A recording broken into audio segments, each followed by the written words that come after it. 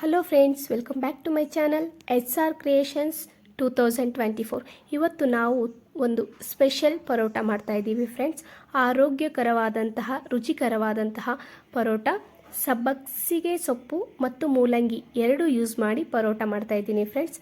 ಎರಡು ಯಾಕಪ್ಪ ಅಂದರೆ ಕೆಲವರಿಗೆ ಮೂಲಂಗಿ ಇಷ್ಟ ಇರೋದಿಲ್ವಲ್ವಾ, ಅಂಥವರಿಗೆ ಸಬ್ಬಸಿ ಸೊಪ್ಪು ಮೂಲಂಗಿ ಎರಡು ಹಾಕಿ ಈ ರೀತಿ ಪರೋಟ ಮಾಡೋದ್ರಿಂದ ತುಂಬಾ ಟೇಸ್ಟಿಯಾಗಿರುತ್ತೆ. ಮಕ್ಕಳು ಲಂಚ್ ಬಾಕ್ಸಿಗೂ ಚೆನ್ನಾಗಿರುತ್ತೆ, ಬ್ರೇಕ್ಫಾಸ್ಟಿಗೂ ಚೆನ್ನಾಗಿರುತ್ತೆ.